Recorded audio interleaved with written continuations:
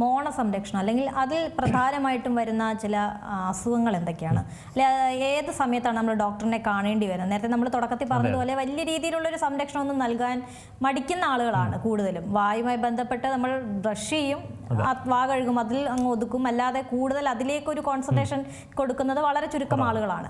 പക്ഷെ എപ്പോഴാണ് ഒരു ഡോക്ടറിനെ കാണേണ്ടി വരുന്ന ഒരു സാഹചര്യം? എപ്പോഴാണ്? എന്തൊക്കെ കാര്യങ്ങളാണ്, എന്തൊക്കെ രീതിയിലുള്ള അസുഖങ്ങളാണ് ഈ വായുമായി ബന്ധപ്പെട്ട് വരാറുള്ളത്? വായുമായിട്ട് ബന്ധപ്പെട്ടിട്ടുള്ള പ്രധാനപ്പെട്ട അസുഖങ്ങൾ എന്ന് പറയുമ്പോൾ രണ്ട് എക്സ്ട്രീമാണ്. ഏറ്റവും പ്രധാനപ്പെട്ട രണ്ട് അസുഖങ്ങൾ എന്ന് പറഞ്ഞാൽ നമ്മൾ ലോകമെമ്പാട് നോക്കുകയാണെന്നുണ്ടെങ്കിൽ ഒന്ന് ദന്തക്ഷയവും ഒന്ന് മോണരോഗവും തന്നെയാണ്. ഇപ്പോൾ നമ്മൾ ഈ ആരോഗ്യവകുപ്പ് നടത്തിയ പഠനങ്ങളിൽ കണ്ടതെന്ന് പറഞ്ഞാൽ 2017 ഒരു പഠനം നടത്തിയതിൽ, കേരള ആരോഗ്യവകുപ്പ് നടത്തിയതിൽ 90% ആൾക്കാർക്കും കേരളത്തിൽ മോണരോഗം ഉണ്ടെന്നുള്ളതാണ്.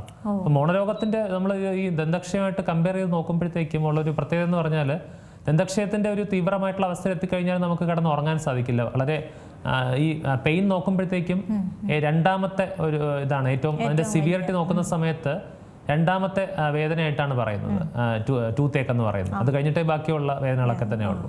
അപ്പോൾ അത്രയും വേദന വരുന്ന സമയത്ത് അതിന്റെ കാരണം എന്ന് പറഞ്ഞാൽ പൾപ്പൈറ്റിസ് എന്ന് പറയും.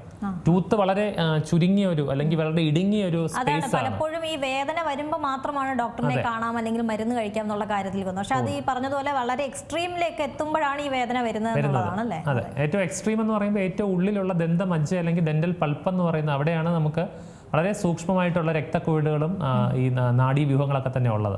അപ്പോൾ ഈ ടൂത്ത് എന്ന് പറഞ്ഞാൽ വളരെ സെക്ലൂഡഡ് ആയിട്ടുള്ള വളരെ കുഞ്ഞൊരു സ്പേസ് ആണ്.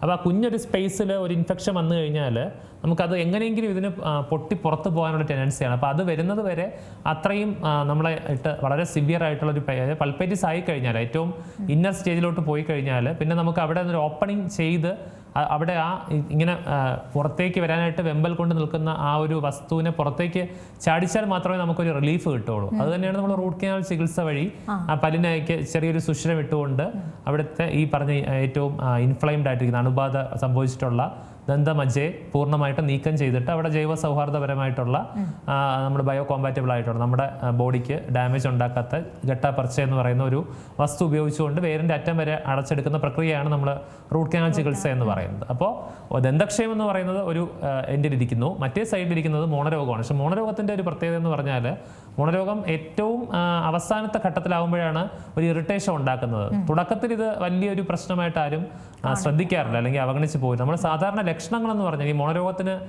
രണ്ട് സ്റ്റേജുകളുണ്ട്.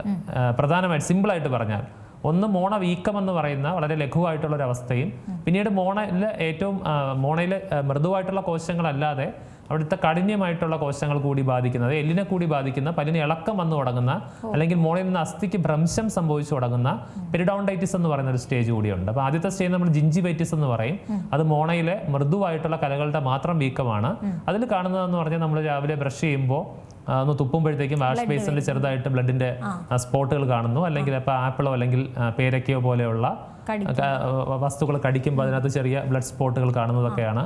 അപ്പോൾ അത് തുടക്കത്തിലാണ് ആ ലക്ഷണങ്ങൾ കാണുക. കുറച്ചുകൂടി സിവിയർ ആയിട്ട് എല്ലിനെ ബാധിക്കുമ്പോഴാണ് പല്ലുകൾക്കിടയിൽ പതുക്കെ ഒരു ഗ്യാപ്പ് വന്നു തുടങ്ങുക.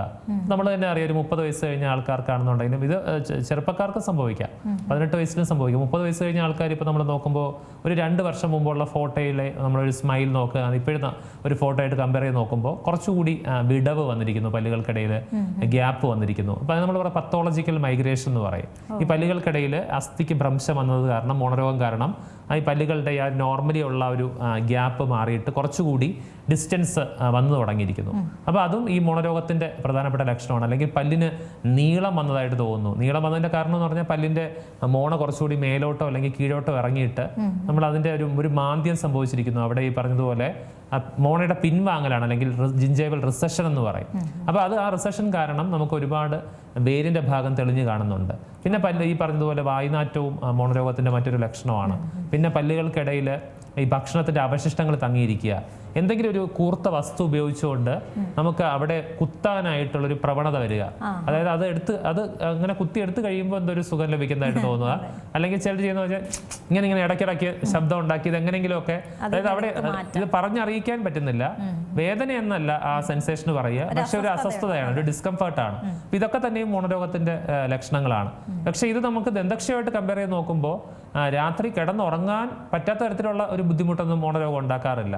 അത് പൾപ്പൈറ്റിസ് അല്ലെങ്കിൽ ദന്തക്ഷയത്തിലാണ് ഉണ്ടാവുക. അപ്പൊ അതുകൊണ്ട് തന്നെ ഈ ഒരു അവസ്ഥയിൽ ഇത് കുറച്ച് നാളോടെ പോട്ടെ, കുറച്ചുകൂടെ കഴിയുമ്പോൾ ഡോക്ടറെ കാണിക്കാമെന്ന് വിചാരിച്ചിരുന്നിട്ട് അടുത്ത ലാസ്റ്റ് സ്റ്റേജ് ആകുമ്പോൾ ഇത് ശരിക്കും ക്യാൻസർ പോലെ തന്നെ 4 ഘട്ടത്തിലൂടെ 4 സ്റ്റേജിലൂടെയാണ് കാണുന്നത്. സ്റ്റേജ് 1, 2, 3, 4 എന്ന് പറഞ്ഞിട്ട് ഈ 3 വരെയും നമുക്ക് ഇതിനെ രക്ഷപ്പെടുത്തി നിർത്താൻ സാധിക്കും. 4 ആയി കഴിഞ്ഞാൽ ചിലപ്പോൾ നമുക്ക് ചില പല്ലുകൾ നഷ്ടപ്പെടുത്തേണ്ടതായിട്ട് വരും, അല്ലെങ്കിൽ സാക്രിഫൈസ് ചെയ്യേണ്ടതായിട്ട് വരും, കുറച്ച് പല്ലുകൾ എടുത്ത് കളയേണ്ടതായിട്ട് വരും. ഏറ്റവും പുതിയ വാർത്തകളും വിശേഷങ്ങളും വിരൽത്തുമ്പിലറിയാൻ സീ മലയാളം ന്യൂസ് എല്ലാ ഡിജിറ്റൽ പ്ലാറ്റ്ഫോമുകളിലും ലഭ്യം.